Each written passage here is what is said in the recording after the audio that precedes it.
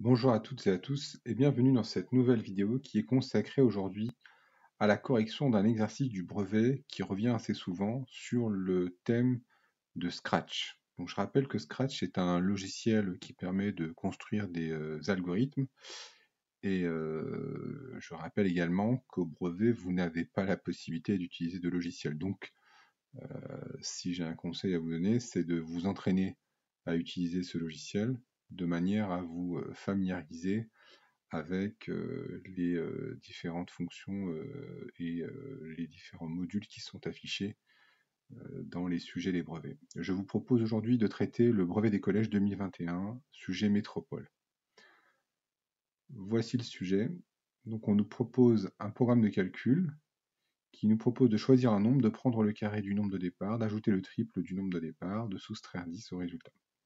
Donc première question, on nous demande, voilà, vérifier si on choisit 4 comme nombre de départ, vérifier qu'on obtient bien 18.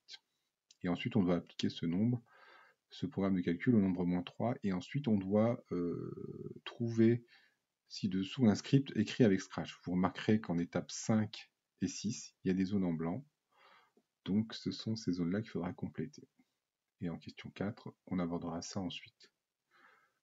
Commençons l'exercice. Question numéro 1. Donc on nous demande de vérifier que si on choisit 4 comme nombre de départ, qu'on obtient bien 18. Donc on va suivre l'algorithme. On prend le carré, comme c'est indiqué, du nombre de départ. Donc le nombre de départ, c'est 4. 4 au carré, c'est 4 fois 4, ça nous fait 16. Ensuite, l'étape suivante, c'est d'ajouter le triple du nombre de départ. Donc le nombre de départ, c'est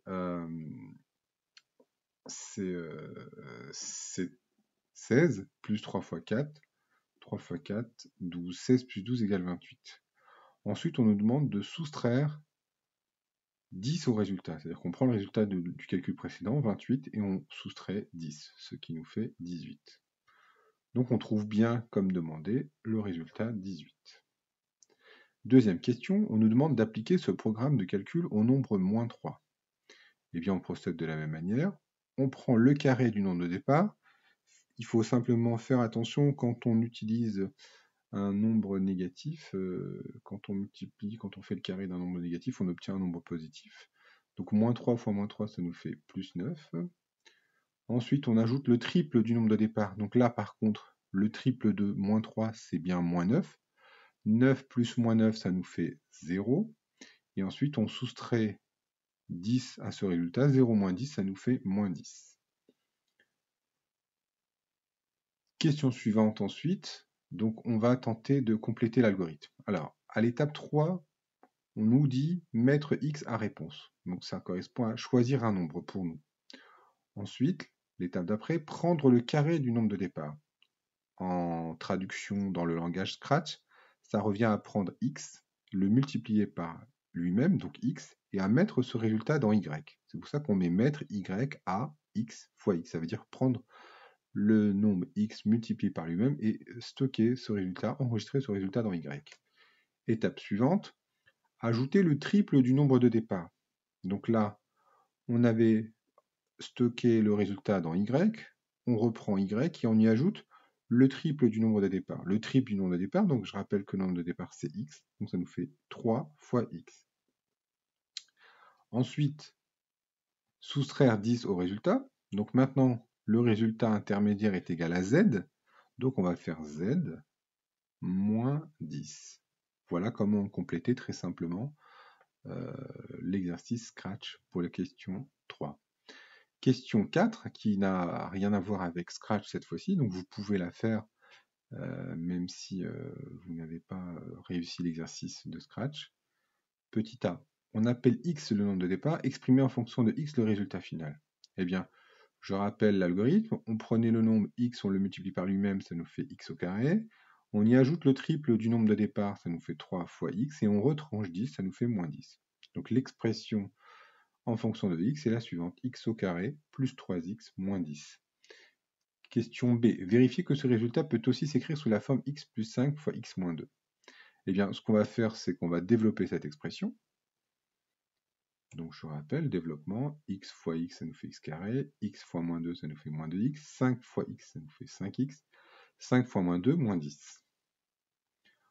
On simplifie les x avec les x, ça nous donne x au carré plus 3x moins 10. Donc on voit que cette expression-là correspond à celle que nous avions au départ, et que donc celle-ci est bien égale à celle-ci. On peut donc écrire x2 plus 3x moins 10 sous cette forme-là, ce qu'on appelle une forme factorisée, je le rappelle. Petit c, donc on nous demande quel nombre doit-on choisir au départ pour obtenir le nombre 0 à l'arrivée. Eh bien ça veut dire, traduit sous forme d'équation, qu'il faut trouver la valeur de x telle que le produit que nous avons x plus 5 fois x moins 2 vaut 0. C'est ça, hein, il faut apprendre à traduire la question. Donc si on veut que le résultat final soit 0, ça veut dire qu'une fois qu'on aura fait le calcul, x2 plus 3x moins 10 est égal à 0, eh bien on trouve 0. Alors cette écriture-là n'est pas simple à utiliser quand on veut résoudre une équation, c'est pour ça que dans la question B, on nous a demandé d'écrire l'équation sous la forme x plus 5 fois x moins 2, donc sous sa forme factorisée. Je rappelle que la forme factorisée nous permet de trouver plus facilement le résultat. Donc je rappelle, un produit de facteurs est nul si l'un ou les deux facteurs sont nuls. X moins 2 est égal à 0 ou x plus 5 est égal à 0. Soit x est égal à 2 ou x est égal à moins 5. Pour obtenir un 0 à la fin, il n'y a que deux nombres possibles, au départ moins 5 ou 2. Voilà, merci pour votre attention et n'hésitez pas à laisser vos questions en commentaire. À bientôt.